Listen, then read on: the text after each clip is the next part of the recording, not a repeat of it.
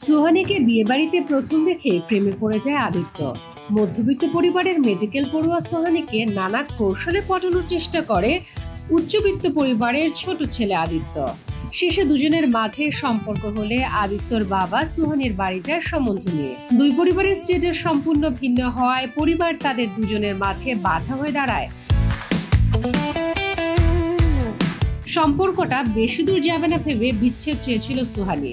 পড়াশোনা নিয়ে ব্যস্ত হয়ে যখন দূরে চলে যায় সে, তখন সুহানীকে ভুলতে না পেরে সমগ্র জায়গায় পাগলের মতো খুঁজে সুহানীকে বের করে আদিত্য।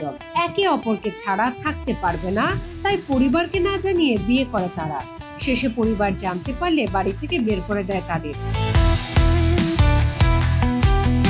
2002 সালে বলিউডে মুক্তিপ্রাপ্ত এমনই গল্পের ছবি ছিল সাথিয়া। পরিচালক সাদ আলী পরিচালনায় ছবিটিতে কেন্দ্রীয় চরিত্রে অভিনয় করেছিলেন রানী মুখার্জি এবং বিবেক ওবেরয়।